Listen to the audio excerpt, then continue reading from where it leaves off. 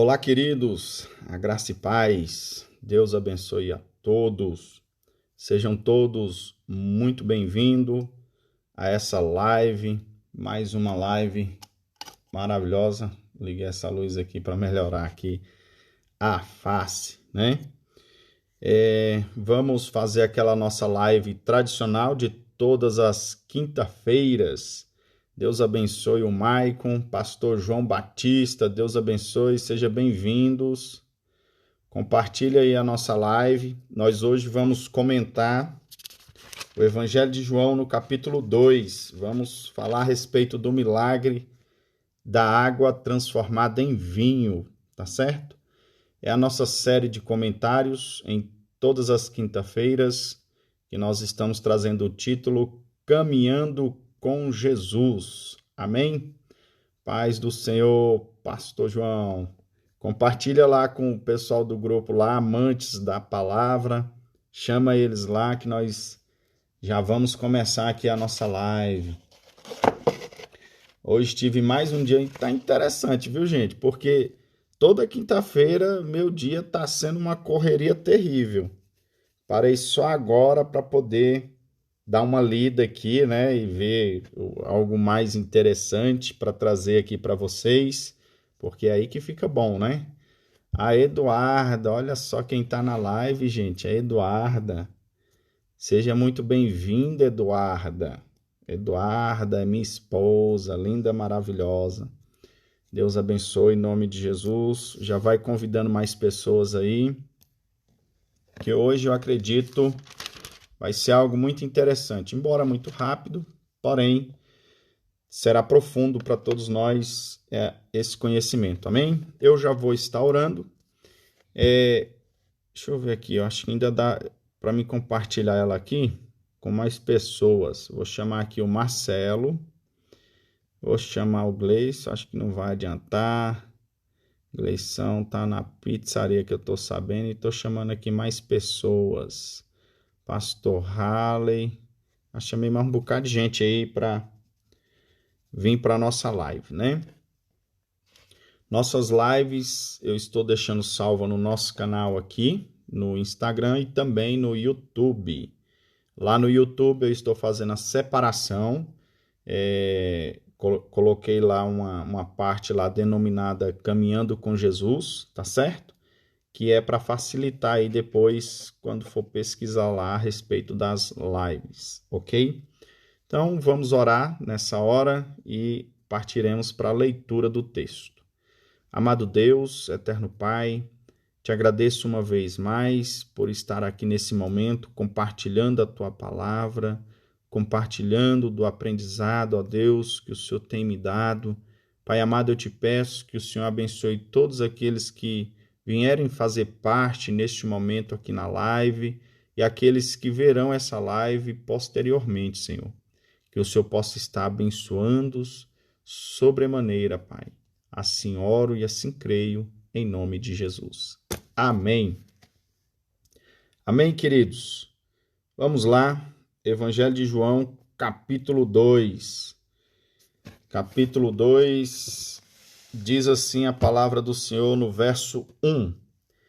3 dias depois, houve um casamento em Caná da Galileia, e a mãe de Jesus estava ali. Jesus também foi convidado com seus discípulos para o casamento. Tendo acabado o vinho, a mãe de Jesus lhe disse: Eles não têm mais vinho. Mas Jesus respondeu: Por que a senhora está me dizendo isso? Ainda não é chegada a minha hora. Então ela falou aos serventes: Façam tudo o que ele disser. Estavam ali 6 potes de pedras que os judeus usavam para as purificações, e em cada um cabiam cerca de 100 litros. Jesus lhes disse: Encham de água esses potes. E eles os encheram totalmente. Então lhes disse: Agora tirem um pouco e levem ao responsável pela festa. Eles o fizeram. Quando o responsável pela festa provou a água transformada em vinho, ele não sabia de onde tinha vindo, por mais que os serventes que haviam tirado a água soubessem. Chamou o noivo. Ele disse: Todos costumam servir primeiro o vinho bom, e quando já beberam muito, serve o vinho inferior. Você, porém, guardou o melhor até agora. Assim, em Caná da Galileia, Jesus deu início a seus sinais. Ele manifestou a sua glória e os seus discípulos creram nele. Depois disso, ele foi para Cafarnaum com sua mãe, seus irmãos e seus discípulos. E ficaram ali não muitos dias. Maravilha. Paz do Senhor, Pastor Halley. Maravilha, muito bom ter você aqui conosco. Compartilha aí a nossa live. Compartilha aí com os grupos. Nós vamos estar aqui falando a respeito do primeiro milagre de Jesus. Quero aqui fazer um resumo do que nós já comentamos até agora a respeito do Evangelho de João, para que todos fiquem encaixados aqui nesse enredo bíblico poderoso, né? Primeiro, nós devemos nos atentar que João, ele está aqui levantando um argumento a respeito de Jesus.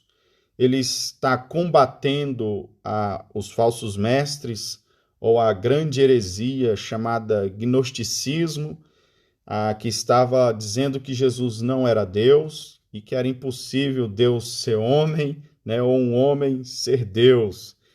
E aqui, já no seu argumento inicial, no primeiro capítulo, João faz um resumo a respeito da pessoa de Jesus. No princípio era o verbo estava com Deus, o verbo era Deus. Ele faz um resumo. Depois ele levanta uma testemunha, entra para a parte prática, para a narrativa histórica, dos acontecimentos históricos. E a primeira coisa que ele faz é apresentar um testemunha. E o testemunha é nada mais, nada menos do que João Batista. Quem é João Batista? João Batista é o profeta que foi profetizado. E nesse ponto, nós devemos entender que ele é maior que todos os profetas, como bem disse o Senhor. Por que ele é maior? Porque ele foi profetizado. E é interessante porque no diálogo que ele tem com os sacerdotes e os levitas, perguntam quem ele é. E ele diz que não é o Messias, que não é Elias, mas que ele é a voz do que clama no deserto, endireitai o caminho do Senhor. Então ele é a voz que clama no deserto. Ou seja, é o profeta que foi anunciado, ele foi anunciado. E Jesus diz que ele é maior, né, que todos. Em seguida, nós vamos ter a João Batista batizando o Senhor. Então, o profeta, né, maior que todos os profetas, é ele quem batiza o Senhor. E agora, saindo do batismo, Jesus começa a formar a sua comunidade de discípulos. E ao formar a sua comunidade de discípulos, nós vamos ter aqui, até esse momento, uma narrativa que Jesus abarca aí 6 discípulos. Então, quando Jesus entra nessa festa em Caná da Galileia, o Evangelho de João dá-nos a entender que os discípulos que estão acompanhando ele são apenas 6 discípulos e não mais que isso, tá certo? Então ele entra agora nessa festa, ele foi convidado para a festa. 3 dias depois do acontecimento que Natanael passa a fazer parte do grupo dos discípulos, 3 dias depois ele foi convidado. A mãe dele foi e ele também foi convidado com os seus discípulos para aquela festa. Nós chegamos então no capítulo 2, verso 2, né? Ele foi convidado com seus discípulos. Verso 3, tendo acabado o vinho, eles estavam na festa e acontece aqui algo importante, viu? Acabou o vinho. Esse acabar o vinho aqui Culturalmente, nós sabemos que para aquele período era uma vergonha, né? Acabar o vinho, porque o vinho ele era o maior símbolo para eles, né? De prosperidade, de alegria, de festividade. Acabar o vinho significava acabou a festa está encerrada. E a mãe de Jesus, ela se preocupa com isso, né? E vai dizer a Jesus. Acabar o vinho também representa aqui para nós que isso aqui representa a escassez espiritual de Israel também, ou pelo menos do judaísmo. É a escassez do judaísmo. O judaísmo acabou, né, por assim dizer, nesse ponto de vista em que o vinho acabou, acabou a festa, acabou tudo que vocês estavam fazendo. E lembrando que João apresenta em uma das suas principais linha argumentativa que Jesus está num embate contra sacerdotes, escribas e fariseus, tá certo? Então, nesse embate, Jesus no embate contra o que aquelas pessoas que representavam o judaísmo estavam fazendo. Então, de certo modo, esse acabar o vinho também traz essa representatividade, né, da escassez do que era o judaísmo naquele período, ou do que se tornou o judaísmo. Ok, verso 4, mas Jesus respondeu, acabou o vinho e Jesus respondeu, por que a senhora está me dizendo isso? Ainda não é chegado a minha hora. Então nós temos outro momento importante, uma resposta importante aqui do Senhor Jesus. Essa tradução da Bíblia que eu estou lendo é a NAA, Nova Almeida Atualizada. Então ela traz essa leitura mais macia, né, mais simplificada. Por que a senhora está me dizendo isso? Ainda não é chegada a minha hora.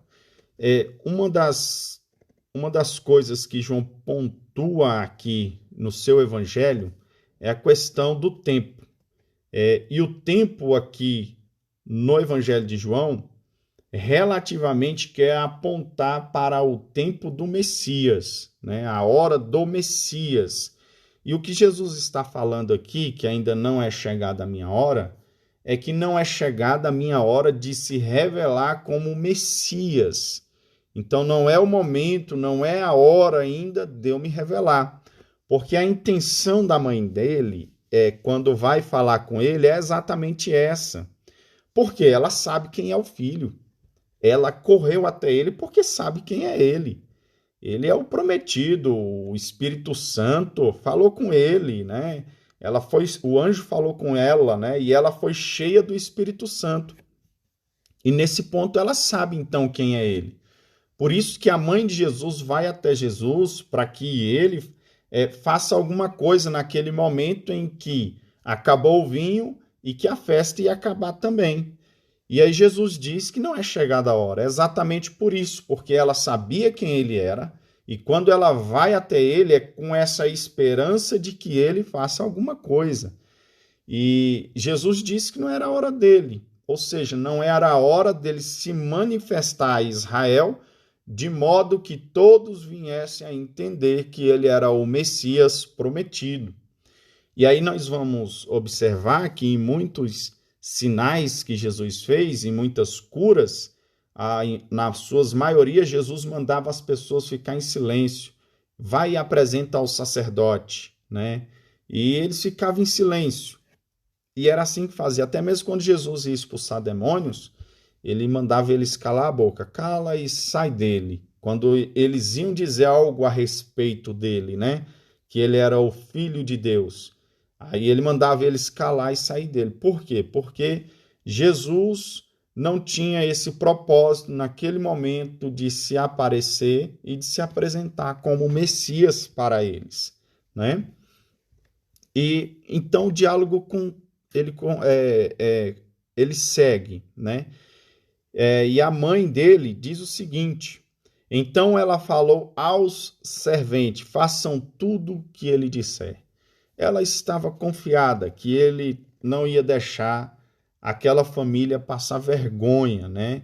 E que aquela festa não iria se acabar por ali. A festa em Israel de casamento tradicionalmente seguia durante 7 dias, né? Então era uma festa longa e tinha que ter muita bebida, muita comida. Era assim que tinha que ser celebrado. E eu imagino que aqui estava se encerrando muito cedo aquela festa. Ok, aí o verso 6 vai narrar o que tinha ali para que Jesus viesse resolver o problema daquela festa. Estavam ali 6 potes de pedras que os judeus usavam para a purificação. Em cada um cabiam cerca de 100 litros de água. Quando eu falei do batismo de Jesus, e eu mencionei naquela live que o maior ato, né, o rito de purificação que Israel tinha era o de se lavar, né? E o que tinha ali naquela festa? Tinha ali naquela festa 6 potes. Em cada pote cabiam 100 litros de água. Ou seja, você compra aqueles garrafão de 5 litros de água, os potes que tinham lá, cada um cabiam 100 litros. Então cabia muita coisa ali. E tinham 6, não é isso? 6 potes de água. Ou seja, mais ou menos aí 600 litros de água eles tinham ali naquele momento disponível, tá certo? E aí Jesus diz: encham de água esses potes. Os potes estavam vazios e mandou os potes encher. Provavelmente, à medida que o pessoal ia chegando para a festa, pode ser que alguém viesse de uma cidade muito distante. Ao chegar, essa pessoa, ela meio que tomava um banho ali, né? Ela passava pelo rito de purificação e os potes vaziou. Era uma festa, tinha muitos parentes, muitos amigos, os potes estavam vazios.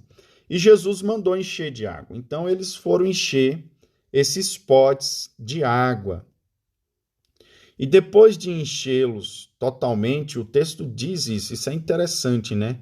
E eles os encheram totalmente, eles foram cheios no total, ou seja, mais do que uma caixa d'água de 500 litros. Nós temos 600 litros de água aqui. Então lhes disse: agora tirem um pouco e levem ao responsável pela festa. E eles o fizeram. Quando o responsável pela festa provou a água transformada em vinho, ele não sabia de onde tinha vindo, por mais que os serventes que haviam tirado a água soubesse. Chamou o noivo e lhe disse: todos costumam servir primeiro o vinho bom. E quando já beberam muito, serve o vinho inferior. Você, porém, guardou o melhor vinho até agora. É o milagre do vinho. Chegamos nele finalmente, né? Esse milagre do vinho aqui, a primeira coisa que eu acho que vale a pena a gente falar, algumas pessoas querem dizer que Jesus transformou água em suco, né? Eu acho que isso é desnecessário trazer essa menção de que Jesus transformou água em suco. A Bíblia fala água em vinho, tá certo? Então, não era nenhum escândalo naquele tempo beber vinho. Inclusive, Israel não via o vinho como algo mal, muito pelo contrário. Israel via o vinho como algo bom. O Novo Testamento é que vai trazer uma penalidade sobre aqueles que se embriagam com vinho, né? Embora Provérbios também traga aí penalidades, mas são penalidades que acontecem aqui. Já a Bíblia Sagrada ou o Novo Testamento vai dizer, por exemplo, que os beberrões não herdarão o reino, né? Então, se tornou uma penalidade, né? Uma penalidade muito dura para aqueles que fazem uso do vinho, né? E se embriagam com o vinho. Então, é isso que a gente precisa, em primeiro momento, observar. Para Israel, não tinha problema nenhum. Mas para a igreja, agora tem problema sim. Então, nós precisamos observar isso, tá certo? Outro ponto que nós devemos observar a respeito da transformação da água em vinho é exatamente esse fator. Primeiro, nós devemos entender, é o primeiro milagre de Jesus que João está narrando aqui. O que se compreende como milagre? Adalto Lourenço, ele diz que milagres são leis físicas estranhas e desconhecidas, ou seja, nem mesmo a própria física consegue acompanhar o que é um milagre. Um milagre para a própria física é um fator desconhecido. Eles não conseguem mensurar o que é um milagre. Porém, dependendo do milagre, pode-se dizer o que aconteceu para que aquele milagre ocorresse. Hoje, com a física ou com a ciência que nós temos, nós podemos falar o que aconteceu para que os milagres acontecessem. Por exemplo, a cura de um câncer, né? Aí nós temos hoje as pessoas que fazem as quimioterapia, né? E a quimioterapia, ela destrói o câncer, as células. Então, hoje é possível apontar o caminho dos milagres, tá certo?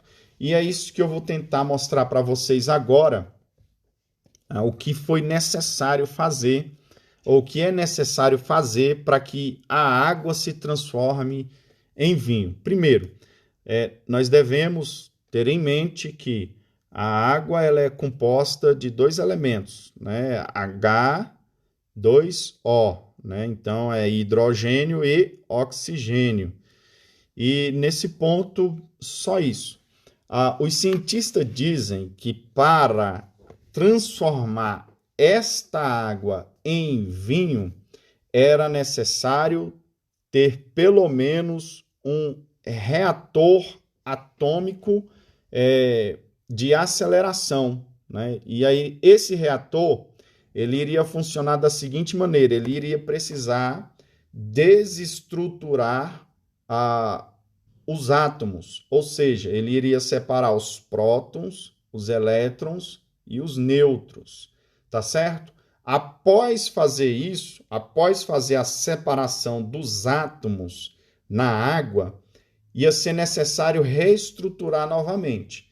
E nessa reestruturação da água agora, para transformar ela em vinho, era necessário que, a partir desse momento agora, nessa reestruturação, fosse criado o carbono e o nitrogênio, porque o carbono e o nitrogênio não é presente na água. Na água é oxigênio e hidrogênio. Então era necessário, para transformar em vinho, carbono e nitrogênio. Ok. Então esse reator atômico de aceleração, ele iria fazer a separação dos átomos. Após separá-los, reestruturar esses átomos, tá certo?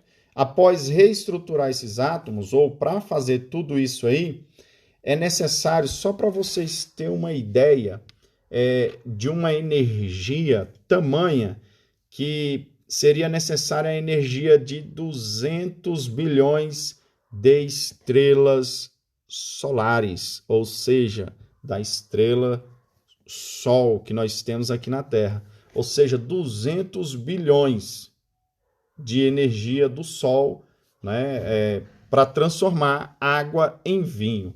E Jesus fez simplesmente o seguinte: encha os potes de água, tire a água e leve. para o mestre e transformou a água em vinho, né? Então, Jesus não tinha um reator ali, né? Ele é a palavra, né? É ele quem cria, ele é o Deus encarnado. O que ele fala tem que acontecer. Aí a gente imagina na criação, né? E disse Deus: haja luz. Se vira, Deus falou: haja luz. As leis das físicas é que vão ter que se ajustar e obedecer à ordem, né, do Criador. Então, se ele disse haja luz, vai haver luz. As leis das físicas se ajustam. Da mesma forma, quando Jesus manda encher de água os potes, e quando ele manda tirar, a ordem já foi dada nas leis da física. Os átomos, ele já se desestruturou, se reestruturou novamente, e já houve tamanha energia ali dentro, né? E não explodiu ninguém. De tal maneira que surgiu lá o nitrogênio e o carbono, e o vinho apareceu para eles. Então o vinho encheu ali então 6 potes, 600 litros de vinho para que a festa continuasse. E o mestre diz que é o melhor vinho. E é assim que nós devemos ter essa compreensão de que foi, de fato, o melhor vinho. A gente precisa se preocupar bastante com essa questão da gente querer falar que foi suco. Não, ele só transformou em suco. A gente tem que ter atenção porque às vezes a gente está querendo minimizar o milagre que Deus fez, né? O milagre que o nosso Senhor Jesus fez. Às vezes a gente está querendo amenizar para nós e não estamos levando em consideração o que a Escritura está falando. E nem sequer levando em consideração o que de fato aconteceu, tá certo? Então, como eu já disse, o vinho era problema para o Antigo, não era problema para o Antigo Testamento, mas para o Novo Testamento ele vai se tornar um problema porque os beberrões não herdarão o reino de Deus. Isso é muito sério, né? E seguimos então com a nossa leitura, e na nossa leitura no verso 11 diz: assim em Caná da Galileia Jesus deu início a seus sinais. Isso aqui é importante, porque ele manifestou a sua glória e os seus discípulos creram nele. Ou seja, aquela afirmação que Natanael tinha dado para Jesus no capítulo anterior, mestre, tu és meu Senhor e Deus meu, tu és o Messias, tu és o profeta dos profetas, parece que foi uma declaração momentânea, né? Uma declaração naquele momento de ímpeto, de emoção. Jesus até o momento não tinha feito nenhum milagre. E outra coisa que nós devemos focar aqui agora é que se João está narrando que Jesus principiou seus milagres aqui, a partir desse momento, nós devemos descartar qualquer ideia de que Jesus tenha feito algum milagre na sua infância. Essa é outra linha ou outra corrente que muitas pessoas estão querendo defender, de livros apócrifos, que narra aí a respeito de milagres de Jesus na sua infância. Então nós rejeitamos. Por quê? Porque consideramos a palavra de Deus inspirada e suficiente. E João, seguidor do nosso Senhor Jesus, nos informa que Jesus principiou os seus milagres a partir dessa festa em Caná da Galileia, tá certo? Aproximadamente com seus 30 anos. Então, tira da cabeça toda a ideia de que Jesus fez milagre na sua infância. Nós ficamos com um texto que é inspirado por Deus, tá certo? E rejeitamos aí os milagres da infância de Jesus. Consideramos como os livros para nosso conhecimento, mas para nós o suficiente é aquilo que é inspirado. E nesse caso, o Evangelho de João, ok? Ou seja, ele manifestou a sua glória. Ele manifestou a sua glória ali, Para os serventes, deve-se observar que quem viu aquele milagre foi a mãe de Jesus, os discípulos, que a princípio são 6 aqui, e os serventes. O mestre-sala não viu aquele milagre. O mestre-sala, ele disse o seguinte: você guardou o melhor vinho até agora. Então, foi a única coisa que ele pôde dizer. O dono da festa também não viu, porque o mestre, né, que foi falar para ele que ele havia guardado o melhor vinho, né? E acho que ele nem sabia, talvez, que o vinho tinha acabado, ou talvez se ele soubesse, né, ficou espantado porque apareceu vinho nesse momento.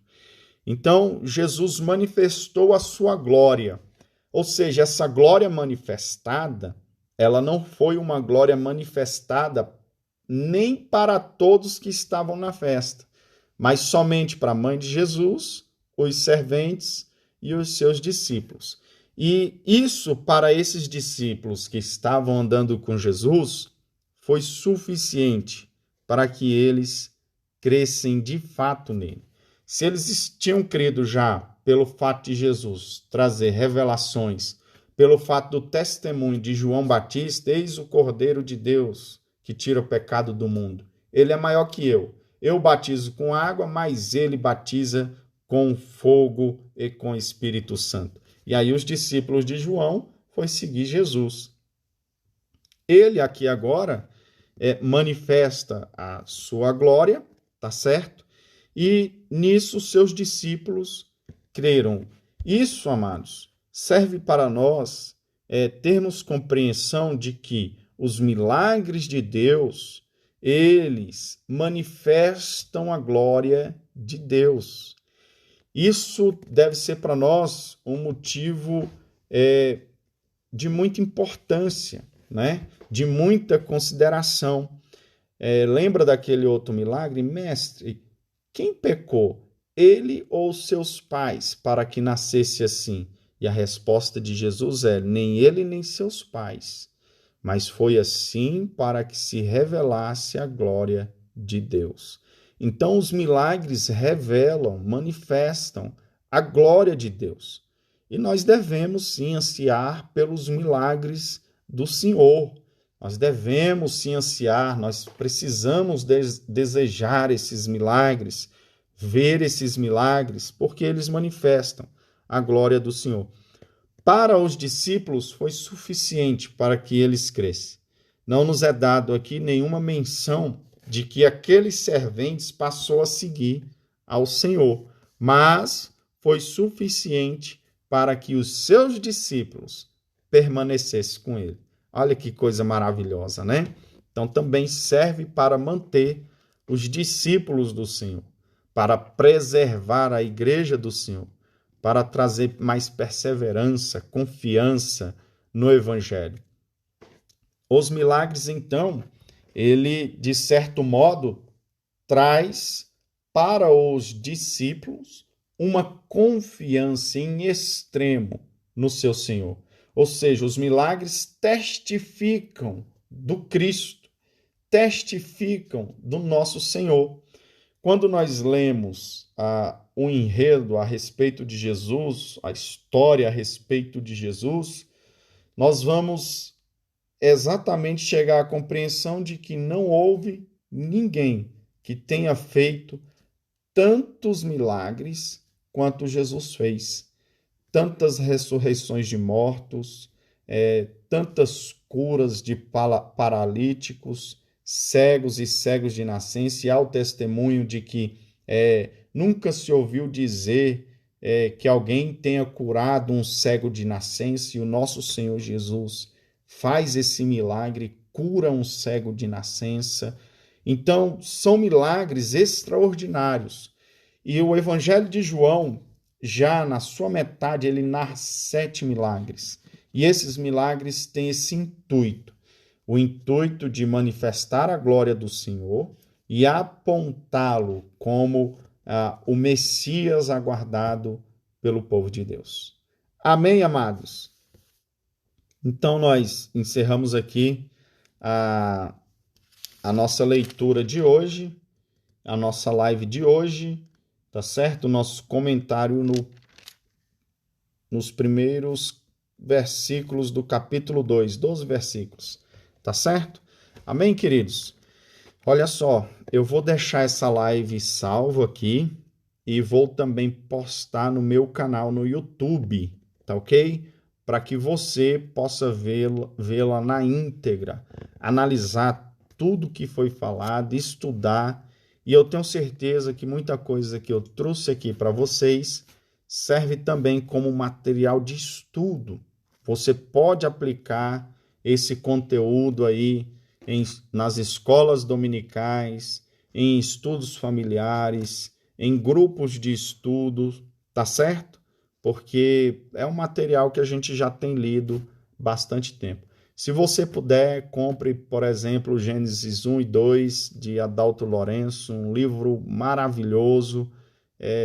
Adalto Lourenço tem outros livros, eu esqueci o outro livro também, que acredito seria uma boa para vocês, tá ok? Acrescentar no conhecimento de vocês a respeito da teologia e da ciência, ok? Ele casa muito bem essa perspectiva aí, teologia e ciência, tá bom? Então a nossa live vai ficar salva aqui e também vou postá-la no nosso canal lá no YouTube, tá bom? Estamos encerrando. Deus abençoe todos vocês que vieram aqui na live, participaram, ok? E Deus abençoe aqueles que vão estar vendo posteriormente essa live, tá bom? Deus abençoe a todos e até a próxima.